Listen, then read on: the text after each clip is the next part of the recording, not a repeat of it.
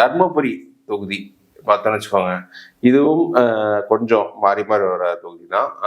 திமுக வந்து ஸ்ட்ரக்சரலா கொஞ்சம் பெட்டரா இருக்கு. அங்க திமுக வேட்பாளர் கடந்த காலத்துல ஜெயிச்சிருக்காங்க. பாமகவுக்கும் ஒரு நல்ல ஸ்ட்ரக்சர் இருக்கு. ஸோ இதுல வந்து நீங்க தருமபுரியில பாத்தீங்கன்னா 2011 திமுக பாமக கூட்டணி வந்து 42% இருக்குது.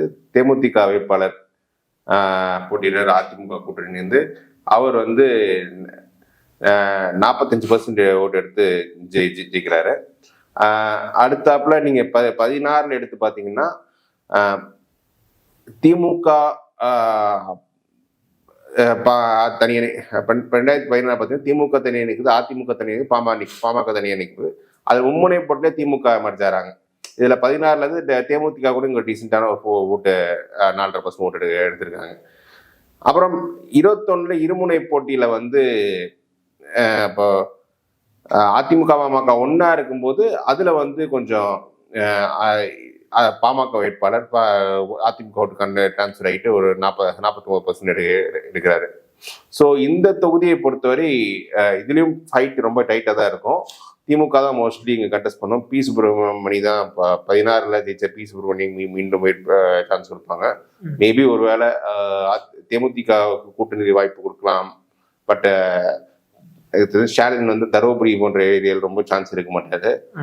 அவர் வந்து திமுகவே இறங்கி அந்த ஃபைட் எடுக்கணும்னு கொஞ்சம் டைட் ஃபைட்டா தான் இருக்கும். பார்லிமெண்ட் பொசிஷன் எப்படி இருக்குன்னு பாத்தீங்கன்னா இதுல வந்து பாமக இங்க ரொம்பவே லீட்ல இருக்காங்க, 38%, திமுக 31%.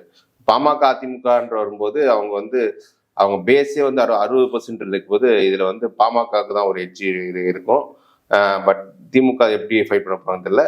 நாம் தமிழருக்கு வந்து இங்க கொஞ்சம் டீசென்டான ஓட்டு இங்கேயும் இருக்கு. அந்த 10,000 எல்லா தொகுதியிலும் வச்சிருக்காங்க. 1200 ஓட்டு 11 எடுக்கிறாங்க, 16ல 8200 ஓட்டு எடுக்கிறாங்க, 21ல 10,000 ஓட்டு எப்படி எடுக்கிறாங்க. ஸோ இந்த தொகுதியிலும் பாமகவுக்கு ஒரு அதிமுக பாமக கூட்டணியில இந்த அதிமுக ஒரு அந்த எட்ஜ் நான் கொடுப்பேன். இந்த தொகுதி வந்து யார் வெற்றி பெறக்கூடிய ஒரு தொகுதியா இருக்கும் 2026 பொறுத்த மட்டும்? இந்த 26 பொறுத்த மட்டும் அதிமுக பாமக கூட்டணியா இருக்கும்போது இவங்களுக்கு ஃபேவரபிளா இருக்கு. அந்த கூட்டணி இல்லைன்னா மும்முனை போட்டில திமுக வாய்ப்பு இருக்கு. இருமுனை போட்டில அதிமுகவும் பாமகவும் தான் இங்க ஸ்ட்ராங்கா இருக்கு. ஏன்னா இந்த 3 கட்சிகளுக்குமே ஒரு மாதிரி அதிமுகவுக்கும் திமுகவுக்கும் ஒரு 30% ஓட்டு இருக்கு, பாமகவுக்கு இங்க 25% ஓட்டு அப்படி இருக்கு. இந்த ஓட் டிரான்ஸ்பர் எப்படி ஆகுதுன்றதை பொறுத்து தான் இங்க இருக்கு. அதிமுக பாமகவுக்கு இந்த அதிமுக ஓட்டு கொஞ்சம் டிரான்ஸ்பர் ஒரு சிக்கல் இருக்கு. அது ஸ்டாப் பண்ணிட்டாங்கன்னா திமுக வெற்றி பெறலாம். இந்த தொகுதியில அது பண்றாங்களா? ஏன்னா பெண்ணாகரத்திலையும் தருமபுரியிலும் அந்த ஓட் டிரான்ஸ்பர் நிறுத்தணும். அப்படி நிறுத்திட்டா திமுக வெற்றி பெறலாம். பட் அவங்க நிறுத்துறாங்களா அப்படின்றது தான் இதுல அந்த லோக்கல் இஷ்யூஸ் ரொம்ப பிளே பண்ணுவாங்க.